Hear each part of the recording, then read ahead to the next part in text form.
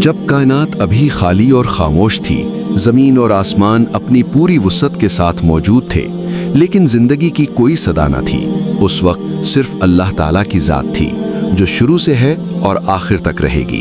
अल्लाह ताला ने इरादा फरमाया कि वो एक ऐसी मखलूक पैदा करें जो ज़मीन पर उसकी खिलाफत करे, यानी अल्लाह की नुमाइंदगी करे और ज़मीन की जिम्मेदारी संभाले।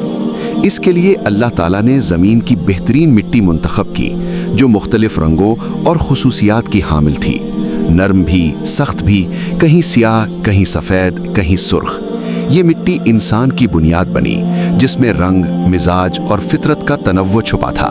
फिर अल्लाह ताला ने इस मिट्टी से हज़रत आदम अलैहिस्सलाम की शक्ल बनाई। अल्लाह ताला ने मिट्टी से ना सिर्फ जिस्म बनाया, जब हज़रत आदम का जिस्म मुकम्मल हुआ तो अल्लाह ताला ने अपनी रूह उसमें फूंकी। इसी वक्त हज़रत आदम अलैहिस्सलाम जिंदा हुए और इंसानियत का आगाज़ हुआ।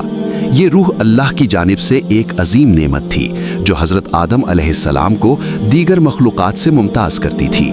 जब अल्लाह ताला ने हज़रत आदम अलैहिस्सलाम को बनाया और उनमें अपनी रूह फूंकी, तो अल्लाह ताला ने फरिश्तों से फरमाया कि मैंने ज़मीन पर एक खलीफा बनाया है और तुम सब इसके सामने सजदा करो।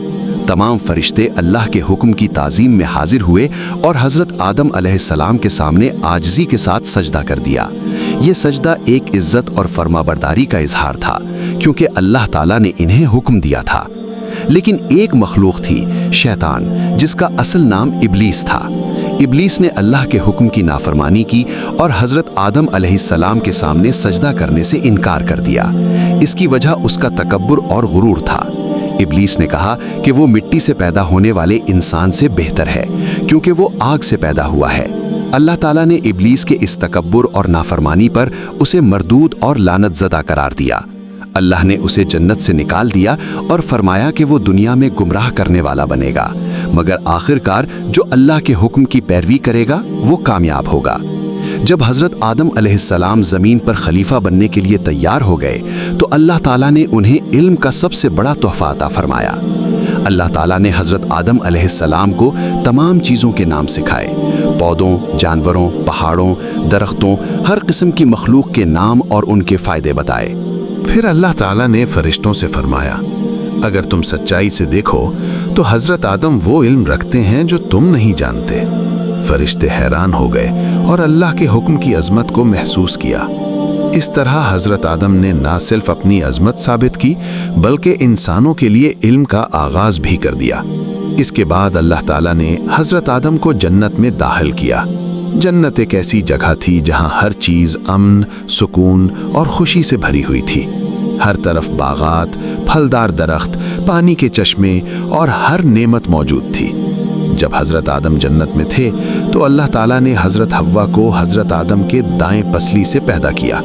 वो हज़रत आदम की हमसफ़र, ज़िंदगी की शरीक और इंसानी नस्ल की माँ बनी। हज़रत आदम और हज़रत हव्वा ने जन्नत में रहने लगे। वहाँ वो अल्लाह की नेमतों में खुश थे, एक दूसरे के साथ मोहब्बत और आराम के साथ ज़िंदगी गुजार रहे थे। ये जन्नत में इंसानियत का पहला घर था, जहाँ इंसान अल्लाह के अहकाम की पैरवी करते हुए ज़िंदगी बसर करता था। जब हज़रत आदम और हज़रत हव्वा जन्नत में रहने लगे तो अल्लाह ताला ने उनसे फरमाया कि वो जन्नत की हर चीज़ से लुत्फ़अंदोज़ हो सकते हैं, लेकिन एक ख़ास दरख्त के करीब जाने से मना फरमाया। अल्लाह ताला ने उन्हें वाज़ेह अंदाज में समझाया कि इस दरख्त के फल खाने से नुकसान होगा, लेकिन शैतान यानी इब्लीस, जो जन्नत से निकाला जा चुका था, अपनी हसद और दुश्मनी के सबब उनके पास आया। उसने हज़रत आदम और हज़रत हव्वा के दिलों में वसवसे डालने शुरू किए। इब्लीस ने कहा, ये दरख्त तुम्हें हमेशा की ज़िंदगी देगा और तुम्हें अल्लाह की तरह अज़मत मिल जाएगी।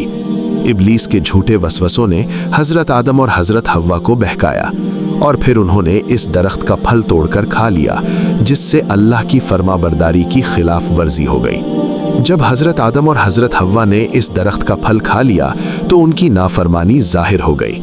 इसके साथ ही उनका जिस्म भी जाहिर हो गया और वो अपनी शर्मगाह को सरेआम जाहिर होते देखकर शर्म महसूस करने लगे। उनकी आंखें खुल गईं और उन्होंने अपनी गलती पहचान ली। हज़रत आदम और हज़रत हव्वा ने फ़ौरन जन्नत के पत्तों से अपने जिस्म को ढकना शुरू किया ताकि अपनी शर्मगाह को छुपा सकें। ये मंजर एक सबक है कि नाफरमानी के बाद इंसान को अपनी कमज़ोरी का एहसास होता है। پھر اللہ تعالیٰ نے ان سے سوال کیا اور فرمایا، کیا میں نے تمہیں اس درخت کے قریب جانے سے نہیں روکا تھا؟ یہ اللہ کی طرف سے ایک رہنمائی اور سبق تھا تاکہ انسان اپنی غلطیوں کو سمجھے اور توبہ کی طرف رجوع کرے۔ اس کے بعد حضرت آدم علیہ السلام اور حضرت حوا علیہ السلام نے اپنی خطا کا اعتراف کیا۔ وہ جان گئے کہ اللہ کے حکم کی نافرمانی ان سے ہوئی ہے اور ان کی یہ حرکت غلط تھی۔ پھر حضرت آدم علیہ السلام اور حضرت حوا علیہ السلام نے اللہ تعالیٰ سے معافی مانگی اور توبہ کی۔ انہوں نے عاجزی کے ساتھ اللہ کے حضور کہا کہ وہ اپنی خطا کو مانتے ہیں اور اب کبھی بھی نافرمانی نہیں کریں گے۔ اللہ تعالیٰ نے ان کی توبہ قبول فرمائی۔ اللہ نے ان سے یہ بھی فرمایا کہ زندگی میں آزمائشیں آئیں گی، مگر جو سچے دل سے توبہ کرے گا اللہ اسے راستہ دکھائے گا۔ جنت میں درخت کے پھل کھانے کی خطا کے بعد اللہ تعالیٰ نے حضرت آدم علیہ السلام اور حضرت حوا علیہ السلام کو زمین پر بھیج دیا۔ یہ زمین ان کے لیے ایک نئی زندگی کی جگہ تھی، جہاں انہیں اللہ کی ہدایات کے مطابق رہنا اور آزمائشوں کا سامنا کرنا تھا۔ اللہ تعالیٰ نے فرمایا کہ زمین آزمائش کی جگہ ہے، یہاں انسان کو خوشیوں اور مشکلات دونوں کا سامنا کرنا پڑے گا، لیکن جو اللہ کی ہدایات کی پیروی کرے گا وہ کامیاب ہوگا۔ اللہ تعالیٰ نے یہ بھی وعدہ فرمایا کہ وہ زمین پر اپنی ہدایت بھیجے گا تاکہ انسان اپنے رب کی راہ تلاش کر سکے اور گمراہی سے بچ سکے۔ یہ ہدایت بعد میں انبیاء اور کتابوں کے ذریعے انسانوں تک پہنچنے لگی۔ اللہ تعالیٰ نے ابلیس کی کھلی دشمنی کا بھی اعلان کیا۔ ابلیس زمین پر انسانوں کو بہکانے اور گمراہ کرنے کے لیے ہمیشہ تیار رہے گا، لیکن اللہ کی مدد سے جو صراط مستقیم پر رہے گا کامیاب ہوگا۔ یوں زمین پر انسانی زندگی کا آغاز ہوا۔ حضرت آدم علیہ السلام اور حضرت حوا علیہ السلام نے نئی دنیا میں قدم رکھا، جہاں محنت، عبادت، سچائی اور نیکی کے ذریعے زندگی گزارنا ہوگی۔ یہی انسانیت کی شروعات تھی اور اسی طرح نسل انسان کا سفر زمین پر شروع ہوا۔ زمین پر آنے کے بعد اللہ تعالیٰ نے حضرت آدم علیہ السلام کو پہلا نبی مقرر کیا۔ اس کا مقصد یہ تھا کہ وہ انسانوں کو اللہ کی ہدایات سکھائیں، انہیں نیکی کی راہ دکھائیں اور برائی سے بچائیں۔ حضرت آدم علیہ السلام اپنی تعلیمات اور رہنمائی کے ذریعے زمین پر انسانیت کی بنیاد رکھتے گئے۔ وقت کے ساتھ حضرت آدم علیہ السلام اور حضرت حوا علیہ السلام کی اولاد پیدا ہونا شروع ہوئی۔ ان کی نسل بڑھنے لگی اور انسانیت زمین پر پھیلنے لگی۔ ان کے بیٹوں میں دو اہم شخصیتیں سامنے آئیں، قابیل اور حابیل۔ یہ دونوں بھائی تھے۔ اللہ تعالیٰ نے ایک دن ان دونوں کو یہ موقع دیا کہ وہ اپنی قربانی پیش کریں۔ قربانی کا مقصد اللہ کی رضا حاصل کرنا اور شکر ادا کرنا تھا۔ حابیل نے دل سے سچے ایمان کے ساتھ اپنی قربانی اللہ کے لیے پیش کی اور اللہ نے اسے قبول فرما لیا۔ قابیل نے بھی قربانی دی، لیکن اس میں نیت کی صفائی اور اخلاص کی کمی تھی، اس لیے اللہ نے اسے قبول نہ کیا۔ وقت گزرنے کے ساتھ قابیل میں حسد پیدا ہوا۔ اس نے دیکھا کہ اللہ نے حابیل کی قربانی قبول فرمائی جبکہ اس کی قربانی قبول نہیں ہوئی۔ یہ حسد اس کے دل میں بڑھ گیا اور اس نے اپنی غلطی اور نافرمانی کے سبب ایک غلط فیصلہ کر ڈالا۔ آخرکار قابیل نے حابیل کو قتل کر دیا۔ یہ انسانی تاریخ کا پہلا قتل تھا۔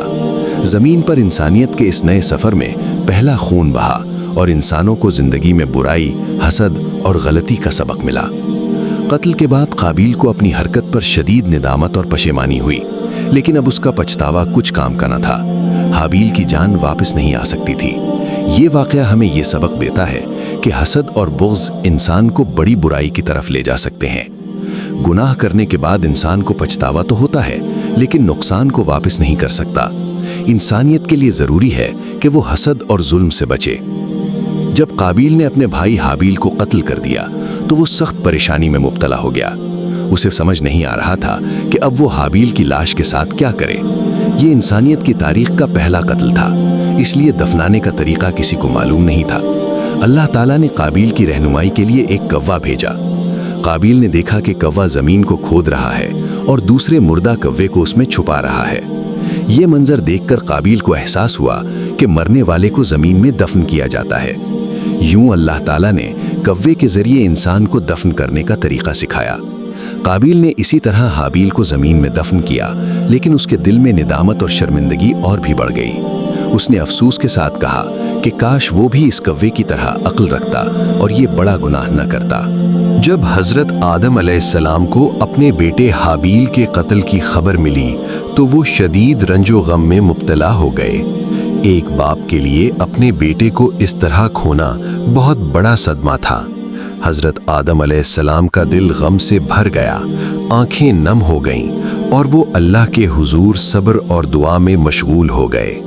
حضرت آدم علیہ السلام نے اپنی زندگی کے آخری ایام میں اپنی اولاد کو اللہ کی وحدانیت یعنی توحید اور ہدایت کی تعلیم دینا شروع کی۔ وہ چاہتے تھے کہ انسان اللہ کے احکام کو سمجھیں، نیکی اختیار کریں اور برائی سے بچیں۔ حضرت آدم علیہ السلام نے اپنی اولاد کو سمجھایا کہ زندگی میں اللہ کی رضا حاصل کرنا سب سے بڑی کامیابی ہے۔ ساتھ ہی حضرت آدم علیہ السلام نے انسانی معاشرے کی بنیاد رکھنا شروع کی۔